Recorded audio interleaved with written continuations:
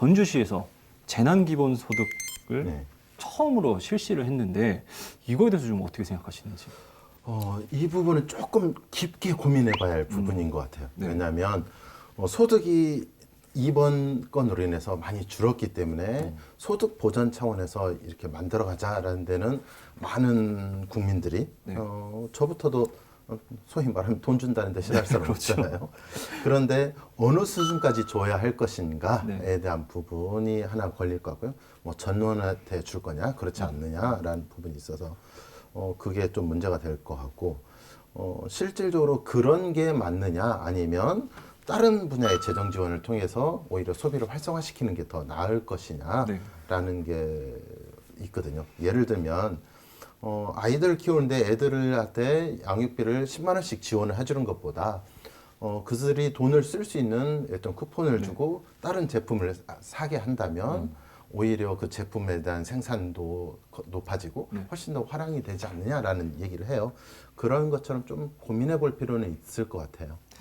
그러니까 실제 전주시 같은 경우에도 재난기본소득을 잡으면서 이제 4월에 아마 지급이 될 텐데 3개월 안에 전주시에서 사용해야 된다라는 전제 조건을 달았더라고요. 이 부분에 대해서는 저는 괜찮다 생각하는데 저도 좀 자료 조사를 해보니까 미터가 드디어 하셨네요. 리얼미터가 지난 13일에 전국 18세 이상 505명을 대상으로 이 재난기본소득에 대한 찬반을 조사했는데 이 재난기본소득제에 대한 도입을 찬성하는 의견이 48.6%, 반대가 34.3%로 찬성이 좀 우세하다 이렇게 나왔거든요. 그런데 과반을 못 넘었잖아요. 아 그렇죠. 날카로우신데요. 네. 그러니까 그게 중요한 네. 것 같아요. 그러니까 돈을 주긴 주는데 네. 이게 전부 다 줄 거냐, 선별적으로 줄 거냐, 네. 에 대해서 아마 또 불만 세력이 또 있을지 않을까 싶어요.